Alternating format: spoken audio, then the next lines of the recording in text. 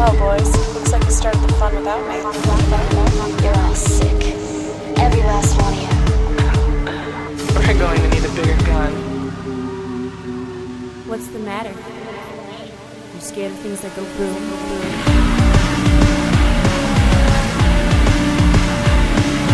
Give me one goddamn reason why I shouldn't blow your goddamn brains all over that goddamn wall. My name is Eric. I am here today with Michael, and we have two films on Double Feature. What are the two films, Michael? Doing Die Hard and Man on Wire. So, I'm going to tell you the theme, but you're not going to believe me. Okay. So, I guess the theme today is secret heist films that take place in famous buildings and are based on books. Great. Can we just talk about the utter failure of this pairing before we just pat ourselves on the back for the next 40 minutes about how great it is? Yeah, sure. So, the Man on Wire stuff, we can put that aside, because Man on Wire, you can just put it with anything, and great film.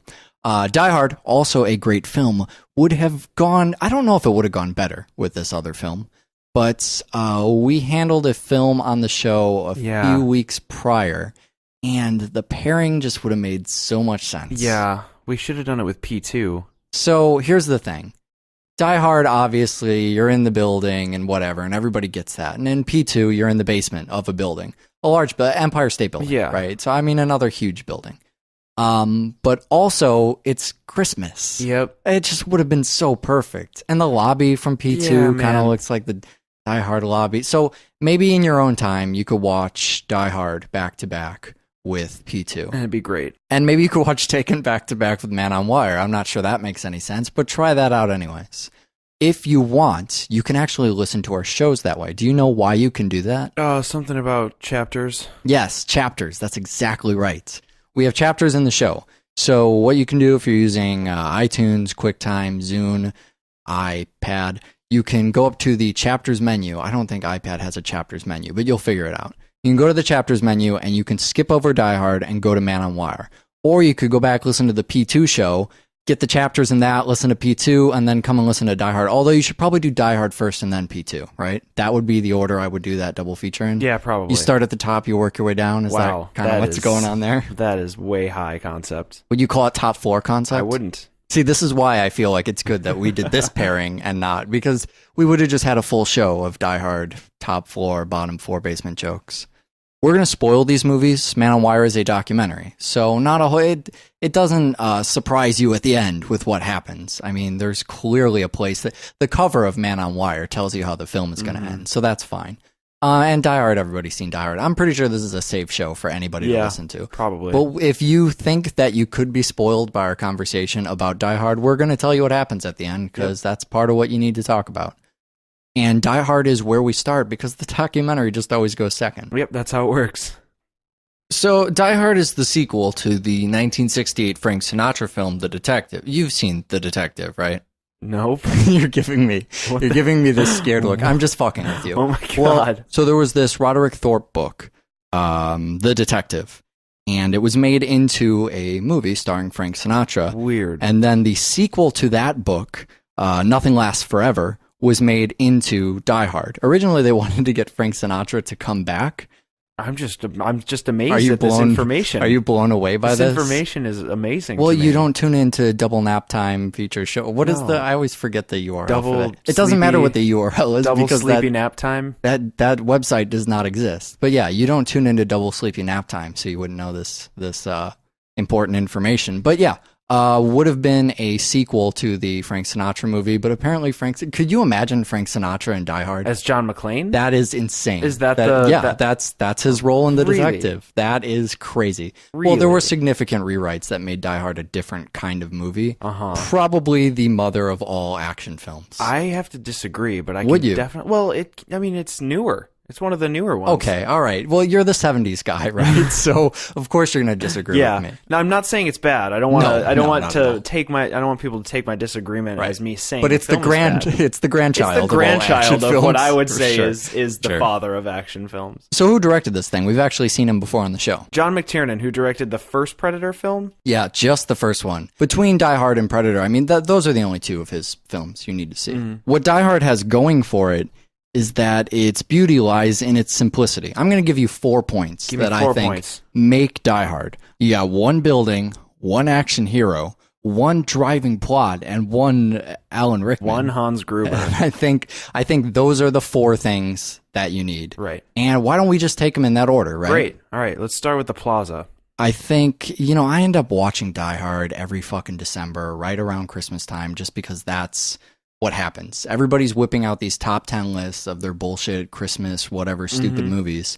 And every once in a while, I will catch Die Hard on someone's list and remind myself that although it's 2 hours long, I can afford 2 hours a year to watch Die Hard. But the Christmas stuff adds to the mood. John McClane first coming off that airplane, returning to his wife, just the whole Bad Day movie vibe. All of that is nestled inside this beautiful Nakatomi Plaza. And this is the Fox Plaza, right? The building in one of the, 4 skyscrapers in the Los Angeles, the silly little Los Angeles skyline. At the time, the building was brand new. All the damage and stuff was, I think it's just the exterior that they're using, but I could be wrong about that. But all the damage is done using these scale models.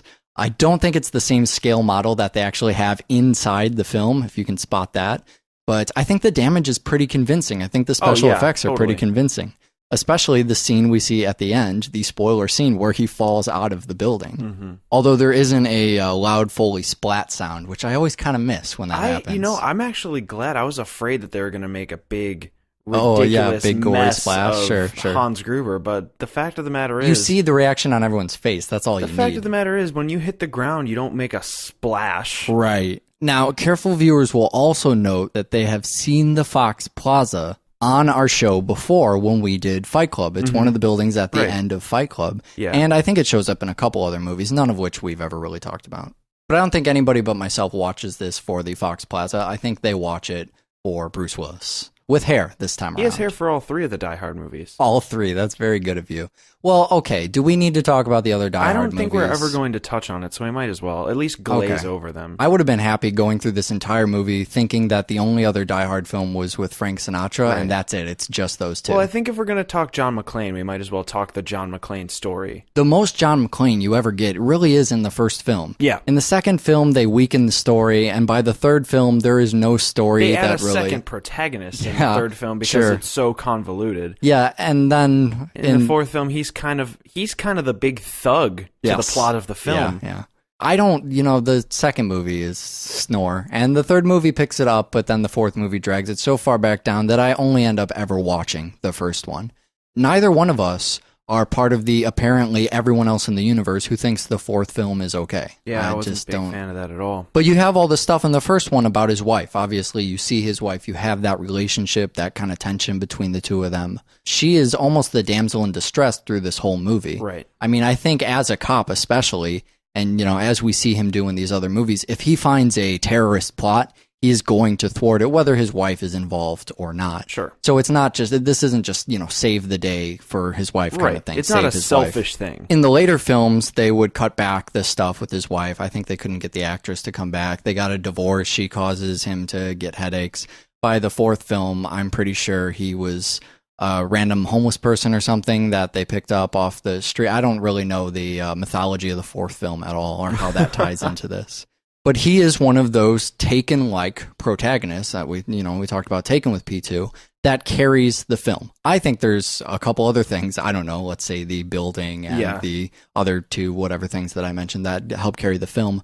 But he is where we get all of our firsthand information. Everything else we get is kind of recycled from the news reporters, from the officer he's talking to outside, from the FBI poll rank. This is out of your jurisdiction, people that show up. But they're all just, that becomes an echo chamber. That's just the facts after the matter, stuff they got from John that they're just bouncing off of each other. We don't get anything new from there. Everything we get is following our guy who is inside.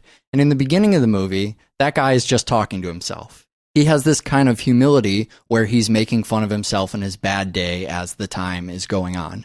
When he's in the vent, when he's getting cut up, when he's getting shot at, just all those I'm having a really bad day kind of lines, just talking to himself out loud like a crazy person. Right. Well, the other thing that's really interesting about John McClane in this film, and I guess it's more interesting about Die Hard as a whole, we're following the inside man in this film. Yeah. Where a lot of times a different film, especially nowadays, we would be following Al's character. Yeah. We would have the outside man be the lead in the film, getting all this information from the inside guy, but then we wouldn't have to follow all the crazy action-packed stuff that's going on inside. We can kind of push that by the wayside and I guess make it more believable. Yeah, maybe that's supposed to be tension. You don't know what's happening inside, but I find that we're following John McClane. That's really compelling to me. I like that better. Yeah, me too. Well, I think that that's the strength of the film is that Die Hard kind of goes through the pains of how is this one guy going to survive instead of how is this guy going to diffuse a situation when he's disconnected from the man in the building? Well, when you think about all his interactions with the people outside, obviously he has his one friend that he's talking to. And the dynamic between them, that kind of cowboy mentality, you know, they talk about the John Wayne stuff in the movie. All of that serves to inform you more about these characters and kind of gives you that camaraderie there. Mm-hmm. But outside of those two, all that serves to do is tell you these people are now going to get in the way. The media circus that forms outside is going to get in the way. The officers all pulling rank and the cops and the FBI and the tanks or whatever they're bringing in, that's all just going to get in John's way. No, do any of those things ever help him? Does he ever get one single piece of information from the outside? No. You know, hey, there's a guy in the window up on floor 14. Hey, there's somebody pulling. Nobody ever says anything to him. He has to do all of this on his own and everyone else just gets in his fucking way. The plot is another thing I like about Die Hard, especially for a 2-hour-long movie. This is 2 hours and 15 minutes or something, and it does not divert from the original plot. You get a bit of a twist on the story. You find out new information, which is good. Yeah, right. Sure. That keeps things fresh. But you don't leave the building. I mean, this isn't just the same trick that P2 is using when you're staying in one parking lot. Right. Obviously, you're in one building, but you go all over the place. You're on the roof. You're on the different levels. You're crawling through the vent. But the point is that the plot is these guys, they're breaking in, and they are your focus the entire time. I mean, contrast that to something like the third Die Hard. Yeah, the third Die Hard wears me out because I feel like maybe that's a testament to the film in that I feel like I'm going along with the characters so much I'm out of breath when they are. But the third Die Hard, if you haven't seen it, moves them through all of these puzzles and riddles, and they go from one location to the other. They have to get in a cab. They have to go really fast. They have to get to a water fountain. They have to go to a subway, and I'm fucking exhausted. After 2 hours, I feel so spent. In the first Die Hard, you know exactly where you are. You're moving around this building. You're not. I always feel like I'm wasting time when I'm moving around to 30 different places. Yeah. That's why I like the one place. You're dealing with one set of characters. It's simple, but it's powerful. It's effective. The twist I was referring to, I think, is kind of smart, actually. It's that the robbers have disguised themselves as terrorists. Right. When they first break in the building, you think they're just there to blow stuff up or to take hostages, but they're not. You know, I was reading, I mentioned during the scene when they talk about the hostage situations on the TV, I think it's something like hostage, terrorist, hostage, or something ridiculous like that. I was reading a book about hostage situations, and they were talking about how inside the negotiation, it was called an industry, profession, I suppose. Having a bunch of people trapped in a building does not always mean you have a hostage situation. What they consider a hostage situation is one where the terrorists are willing to give up hostages in order to achieve, basically, if they want tangible things. If the Dog Day Afternoon kind of stuff. Right. If they want a plane out of there or a bus or money or people released and freedom fighters released or whatever. But you also have, they were comparing it to Columbine, for instance, which was not a hostage situation. It was a situation where people were inside a building. They had kids at gunpoint, but they had no intent of releasing them. Their intentions there was to kill the hostages. That makes it a completely different game for the negotiators. They were essentially talking about the different methodologies you would use in those two different situations. This is a really bizarre third kind of situation in that the hostages are almost a red herring. Yeah. They're not even something to be concerned with. They're there as a complete diversion to keep the cops out while they get their money and maybe form some kind of exit strategy. And then the fourth, let's call it the pillar of Die Hard, is an incredible villain. We have a team of villains. So before we get to the great Alan Rickman, we also have the usual cast of characters. We have the early 90s, more of a late 80s character of the hacker. you're busting through the computers and overriding the system and fighting off the building as if it's his enemy. Always just a silly character And decrypting to me. the codes. Yeah, and, right. uploading a megabyte. Yeah, uploading a megabyte, exactly. I'm going to consider Ellis part of that team too, because he's getting in the way. I love Ellis as a character that you can contrast to John McClane, because they both have a very noble and similar outcome in mind. They're both working to the same ends. Right. John McClane wants to get all the terrorists away from the hostages, and so does Ellis. Ellis just happens to be a giant douchebag. Right. That's one of those questions that every time I see this character in a film, it seems like something that in today's action movies, a character like Ellis is somebody they just throw in so that you hate them and eventually they can get shot in the face. Exactly. And so I ask myself, what purpose is this character serving? And here I think it is specifically so you realize how awesome John McClane is. Yeah. They're both trying to do the same thing. Ellis just thinks he's better at it, and he is so much worse at it, to the point that Alan Rickman is even... When Ellis is in the frame, you're rooting for Alan Rickman's character. Even though Ellis would get you to a better outcome, you still just want to see him get shot in the face. Yeah, because well, he's just such a jerk. I think it also serves to make you realize that Hans Gruber isn't fucking around. I mean, No, as if you and didn't- not an idiot either. As if you didn't already know Right, when he blows right. Mr. Takagi's brain all over the fucking wall. Yeah, not fucking around. You know who's definitely not fucking around is his long-haired, high Carl? forehead psychic. What is going on with these people always in the heist films? What, the second boss? Yeah, the second boss. We mentioned it in the Dog Day Afternoon show. It came up again in JCVD. It came up in Hostage. It's always the guy who shows up and he's a loose fucking cannon and he's got long hair, and here he doesn't even really speak English. And he serves the same purpose. That you called him the second boss, but he's the one who makes it out in the end. Right. Your cast would not be complete without this guy. But, of course, there is Alan Rickman. Yeah. There is Hans Gruber. So, we have a mutual friend, a friend of ours named Jeremy Mumenthaler. Yes.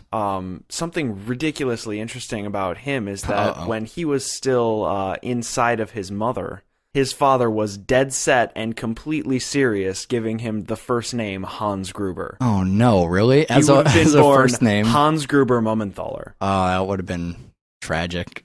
But we have the real Hans Gruber. We have Alan Rickman's Hans Gruber. I love his dry sense of humor. I mean, anytime you see Alan Rickman anywhere, that's what you say about him, right? His dry sense of humor is superb. It is fantastic. It's just in that thing you were talking about with Takagi, where he shoots him. Alas, your Mr. Takagi did not see it that way. So he won't be joining us for the rest of his life. I mean, just at the straight face he delivers it with, and then the terror that it creates. Right. Everyone else, no one sees how hilarious that is. They all just scream and panic because his brains are splattered and his chunky brains are all over the window. I don't know if the Die Hard movies ever get gorier than this. I don't think so. So I have two favorite scenes All right. of Alan Rickman's. The first is his American accent. Yeah. Are you as impressed by this accent as I am? It's pretty fantastic. It's like he's a different guy. It's because he's all shaken up. His hair gets Sure. shaken into his face. Right. And it immediately seems like they're using Alan Rickman as two characters Right. for a second. Yeah, it's You almost... buy it. I mean, you buy it instantly. when we do the slasher stuff and you get in the early Freddy stuff or whatever, you get the cameos by Right. actors who would later go on to do legitimate things and kind of become a type of character that you usually see, but they're playing something so out of type and such a cameo that it's almost like you're saying, is that really that actor? When you see Alan Rickman show up, he's pulling off this American accent so well that if you just walked in, you would say, oh, hey, Alan Rickman, I didn't know he was in this movie. Wow, what a weird little small role he has here. Right, exactly. I don't think it was in the original script. I'm pretty sure they wrote it in after they found out that Alan Rickman could do such an awesome American accent. So he wasn't even set to meet John McClane face to face. They stuck that whole part of the movie in just to exploit his humorous and awesome American accent. The scene plays out really well, too, because it's kind of this point where you realize although these guys are adversaries, although they are completely against one another, John McClane has never seen Hans. He knows his voice, not his American voice, Right. but his low, deep, monotonous voice. And he doesn't actually know what he looks like. And that's where the light kind of goes off, where you say, oh, shouldn't he be shooting at him or whatever? Oh, no. He has no idea what this arch foe of his, who he even is. And then, of course, my other favorite Alan Rickman scene is just that surprise fall, that Yeah. Hans Gruber fall. The one that is so good, they reuse it in the third Die Hard when they're referring back to the first one to let you know what character he Yeah. is or whatever. Well, the Hans Gruber fall has that drop. That scene is really I'm pretty sure it's one of the quintessential action villain. Oh, deaths. for sure. I don't It's think definitely it gets, the most It iconic doesn't shot get of a the whole lot movie. better than not only the movie, but I think in action cinema. Yeah. I don't think there's too much more of a defeat. Maybe Rambo 3. I don't remember The that. guy who falls in the hole. Oh, okay. I think Yeah. that No, one kind of got nothing stands on out. it. But it's Guy just- who falls in the hole is not a fist-pounding villain. yeah, in the exactly. Way that, He's more of the second guy. He's Yeah. more of the long-haired, obnoxious Yeah, guy. right. My favorite thing about that scene is Alan Rickman's performance, although it's not really intentional. Because when he fell and they filmed the shot, I think it was the kind of thing where they were going to count to 3 and they released him on 2. And I'm pretty sure it pissed Alan Rickman off I that can they see let him him being go. a very agitatable fellow. Yeah, stay out of his way, especially when he's playing a villain like this. There's one more element of this. I don't consider it a pillar of the film, but something really weird. You notice anything strange about the music in this movie? Yeah, it's Ode to Joy. Yeah, what's up with That's that? the music. I mean, Yeah. I guess Ode to Joy is a pretty decent mix of non-Christmas and Christmas music. Well, 'Cause the first time I heard it, I went, "Oh, they couldn't get rights to Christmas music. They used Ode to Joy." Well, but- when we did Christmas on Mars, Uh-huh. one of the only Christmas songs that's in public domain is Silent Night. right. And Silent Night over Die Hard would be ironic as fuck, but not for 2.5 hours. No, definitely not. How many swell parties have you been to where Ode to Joy is rocking over the stereo? It's not enough swell parties, but yet too many. But then also it's used in the score, especially early in the movie. I don't know if it's used more early in the movie or if I just become immune to it by the Yeah. end. But very ominously, there's not even any joke about it. Seriously, you guys, Ode to Joy. With sleigh bells over it. Get some sleigh bells going in the score too. And then people are humming Ode to Joy throughout the movie. It's really a heavy theme. And then there's also some bizarre cues in there. I think there's still a piece from the second Alien movie that was used as temporary score, but they never filled it in, so it's still in the final cut of the movie. Just really weird mix of sound. Another movie you wouldn't think is based on a book. I'm not going to throw you any Frank Sinatra Okay, good. curveballs here. But the book was called To Reach the Clouds, and it told the story of Philippe, the man on wire, the titular man of the film, and the guy who, you want to talk about someone who carries the film. Yeah. God, this guy is just such a performer. And he's so French. Yeah, he is. I mean, yeah. the thing that I think is so great about this film, and I mean, I know that it touches on it toward the end of the film, but what I love about it is that it's these French kids coming to America to do such a French thing. Yeah. And America's arresting them. Yeah. I mean, you know what I mean? Yeah. It's America putting handcuffs on French art. Yep. And that's what everything America does is. It's handcuffs on French art. Yeah. You think that's a metaphor for the entire country? Well, no, I think that, I mean, I'm not knocking it. Right. I would, some French art needs damn handcuffs. Right. Right. They arrest him in France too, where Yeah. when he's performing in France, I wouldn't say he gets the same treatment. What I thought was funnier is the note they hit on at the end of the movie where everyone keeps asking him why he did it, as if that even shocked me. I don't know if, they chalk that up to American mentality, but I was almost a little bit offended by that. Oh, yeah, me The too. question of why, I would not for a second. But all right, if you put yourself in their position, the entire media starts asking you why, you might say to yourself, stupid Americans, that's Yeah. not even, the point. You're completely missing what I did. Well, but the thing that doesn't make any sense is when an American does American art, people don't ask why. No. That's the weird thing. Think about a film, something as simple as a film. No reporters go, why'd you make that movie? No. So here's, another weird side of that. I know you don't have any tattoos. I'm pretty sure you don't have any piercings. I don't have any right? tattoos or piercings. So when you get a tattoo, the first question people ask you, what does it mean? Every single fucking time, no matter if I have fucking numbers tattooed on my body, so maybe I'm asking for it. But you get symbols, you get a picture, people always ask you, what does it mean? As if you need a reason to have art Right. on your body. And it's, it's modification. I have piercings as well. Never in my life has anyone asked me what purpose my piercings serve, what utility, what do Why? I use them for? Why? No one has asked me why. No one has asked me what the artistic message behind my fucking piercings are. But there is this odd kind of question when people approach something they don't understand, tightrope walking, for instance, where they say, why would anyone want to do that? That is so insane. And there are specific moments throughout the film where even I look at these people and say, these people are clearly insane. There is something wrong with them. To the point where they take him to a psychologist or whatever at the end of the film to see if he is actually insane. I use insane as hyperbole, but they think he may actually be insane. Someone who could orchestrate a plan like this, they would think he is insane. He has managed to sneak all of this equipment up there to line up, an engineering fucking genius to line up this rope, just a really, really creative, and pull off this feat, an incredible amount of skill. He comes back down and they're wondered if he's insane. Turns out he's just thirsty. Philippe himself is an incredible raconteur. He is so animated. His details are just astonishing. It's, when you're going to be a storyteller like that, you have to do two things. You have to be a performer and a writer, and you have to do both on the spot. Somebody who's written their story like this obviously has some of it planned, but as you are describing the details, you have to know what your audience wants to see. That's the performance kind of part of it. And then you also have to know how you're going to illuminate these descriptions you have. And I am blown away when I think very few people can do this well.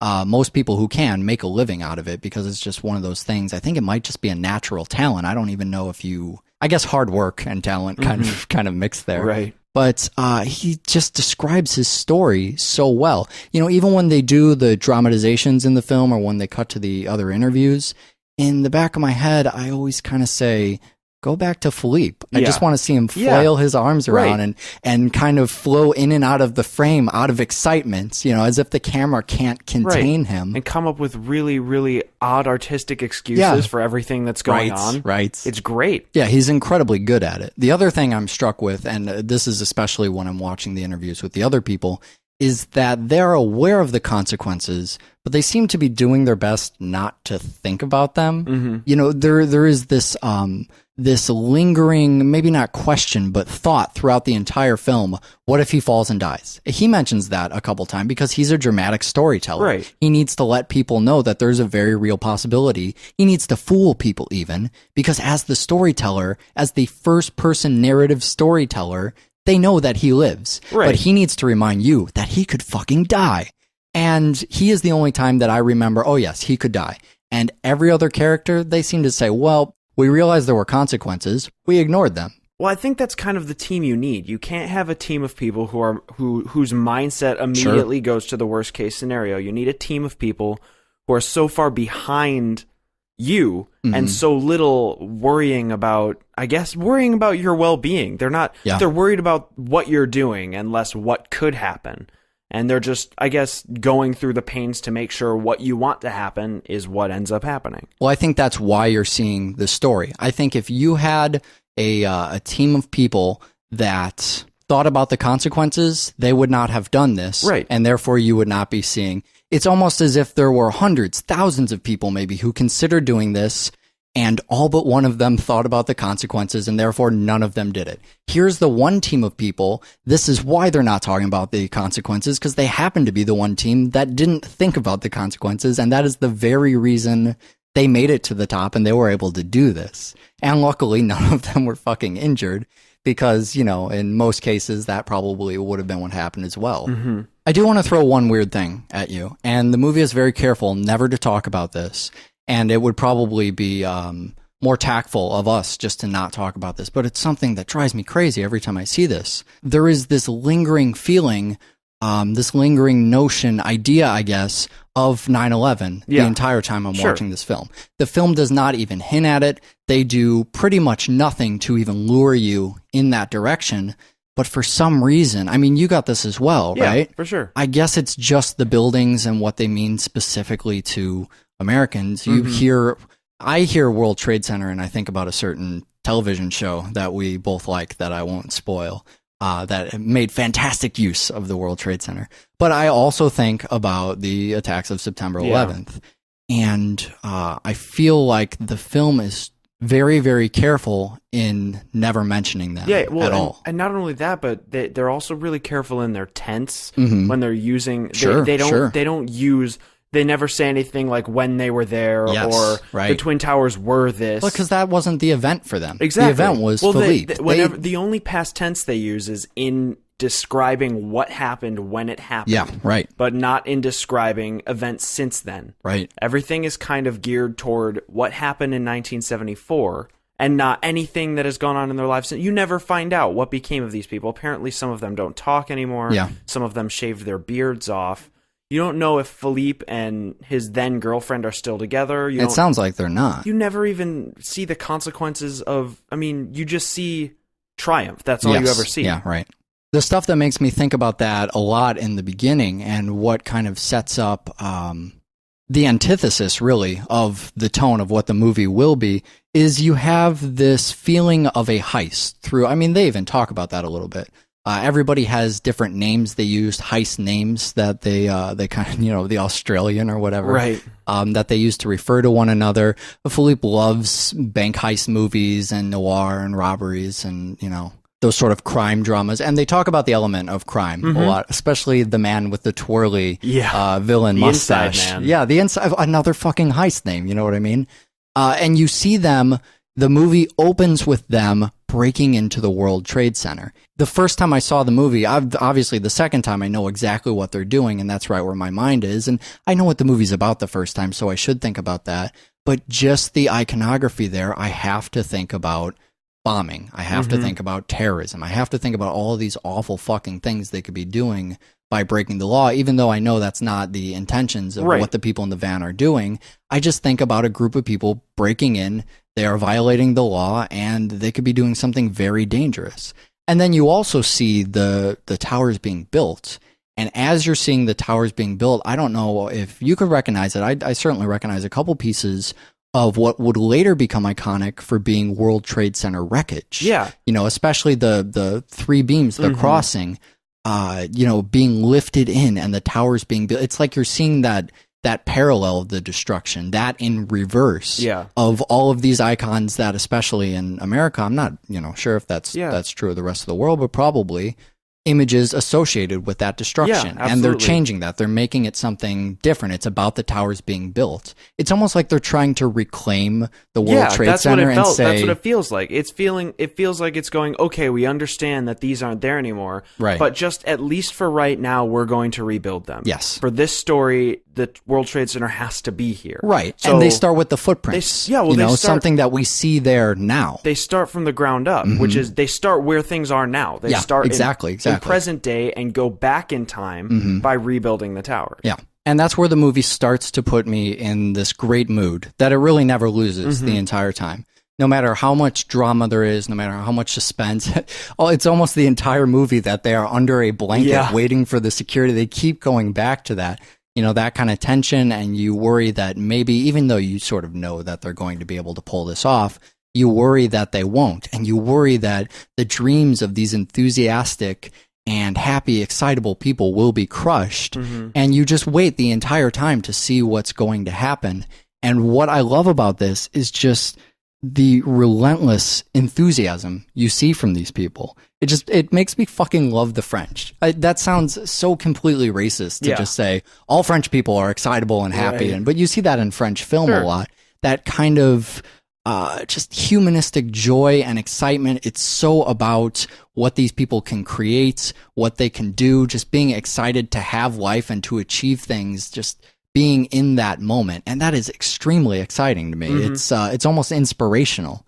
It kind of makes me think, look here what I'm doing right now with my own life. It makes it hard to sit there and watch the movie thinking you're on a couch in a dark room and these people are out doing something pretty fucking incredible. But I love that. I love people like that because those people, they inspire me. They make me feel energetic. I think when you surround yourself with creative people like that, you tend to be more creative yourself. The other kind of people I like to surround myself with are people that are leagues fucking smarter than me. Yeah. And seeing Philippe talk about this area of expertise that I know nothing about. Right. Tightrope walking in general, I know nothing about. Engineering, I know nothing outside of the Fountainhead about. And, you know, that scene where he is, it's one thing that he's already an animated storyteller and he's fantastic, but to see him describe with those models how they are going to rig up the rope, it's something that from an engineering standpoint, if I were to read about that, it would be the type of subject that I am just barely hanging on to. I could just barely understand what's going on. But the way he explains it is so simple. It's so pure. Here, we're moving this rope from here to here. I'm going to show you on this silly little model I built here. And then normally we would hang this beam over here, but that's clearly not going to work. So we're going to hang it over here, and that's going to keep the rope steady. It makes so much sense. It shows that not only does he have all of this knowledge that I don't, but he also has knowledge enough to say, this is how I'm going to convey this to an audience that has no idea what the fuck I'm talking about. It's just really impressive. It's something that very, very few people in that field can do. When I went to school for programming, that was a problem that, you know, the entire school was riddled with. How do programmers try and teach all of this crazy shit to people in a way that's inspiring? It's something you see in science and math very, very often. I always think about Neil deGrasse Tyson when that kind of stuff comes up, the astronomer, and someone who, Carl Sagan before him, who is very inspirational and can bring extremely heavy concepts down to an audience at a very basic level where they can understand them, not feel talked down to, and feel inspired by those things. Something that's incredibly hard to do from a man who has a skill set beyond this kind of architectural knowledge, but he's also, I mean, think of the feat that this guy's accomplishing. He has to go up to the top of the World Trade Center. It's one thing to sneak in there, to bring all of this equipment, to do it without being caught. Then he also has to think about things like weather conditions. I mean, even on a perfect day, this would be an insane thing to deal with. But then he's got the wind stuff. I mean, it's illegal. There's just so much pressure on him. Even if this were controlled, and they go back to that a few times, even if this were something where they had planned it out and they had gotten permission, it would still be impossible. It would still be fucking insane. But then on top of that, there's the other layers. He's going to get arrested as soon. They bank on that. They know he's going to get arrested as soon. It's almost sad if he doesn't, because that means no one saw it. You know, so he's going to get arrested when he gets down from here. He has to find other people who can go in on this, as well, and help him with this, and who won't bail out at the last second, as always happens in the heist film, and as happens here with him, you know, as well. It's just another one of those things that reminds you how incredible the feat is, but even more how incredible the people that accomplished it are. And if that wasn't enough, he crosses back and forth 8 fucking times. What a show off, right? Whatever. I love that the police go up there. The police, by the way, are so completely taken aback by this that they don't even, they try and arrest him, of course, but he's taunting them. He walks all the way over to him.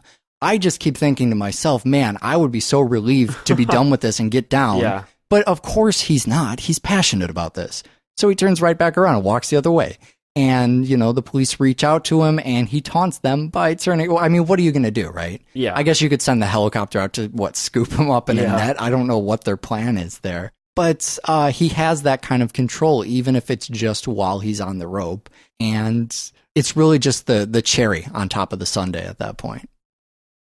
All right, I'm out of breath. I feel inspired and sad all at the same time that these fantastic movies are over and that I'm here sitting in a chair in a studio when I should be out doing something more amazing. If you're doing something amazing, doublefeatureshow@gmail.com is where you can reach us. Send us your pictures of walking on a tightrope on the World Trade Center. Yeah, if any of you have any of those. And if you have nothing to send us, you can waste some time by going over to doublefeatureshow.com, poking around in there, finding some more documentaries that we've done. We've got a good handful of those. And find some Killapaloozas while you're there as well, because like that. You just want more action in your life. We have more movies coming up next time. What are we doing? Next time we're going to do a Stephen King thing. Oh, it's time. We're going to do Christine, which is the John Carpenter Stephen King joint.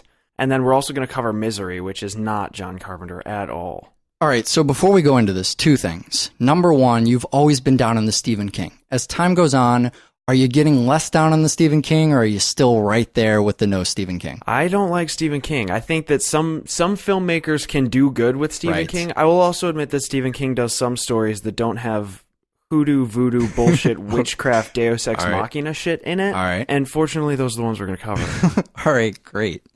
You know, it's weird because you told me right at the beginning of the show. That was one of the first things I ever learned about horror is that Stephen King apparently sucks. So says you. And I've been very careful not to just blindly agree with you because I've never read any Stephen King. So for this show, I decided I'm going to read some Stephen King. So I'll have at least a fresh perspective. Yeah. Those books are all 1,500 fucking Yep. pages. Every What one the of hell them. is? Where do people find time to read this shit? They're not listening to our podcast. This is ridiculous. They're not doing our podcast. Yeah, maybe that's it. You know, it's sometimes we watch a movie by a director that I didn't know, and in preparation for the show, I will go and watch all the director's movies. And it'll be ridiculous, and it'll take, a week or something, but I'll go and do it.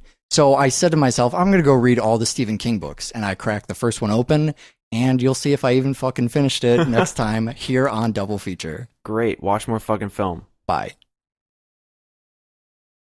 Before we just pat ourselves on the back for the next 40 minutes about how great it is. Yeah, sure. So the Man on Wire stuff, we can put that aside because Man on Wire, you can just put it with anything in great film.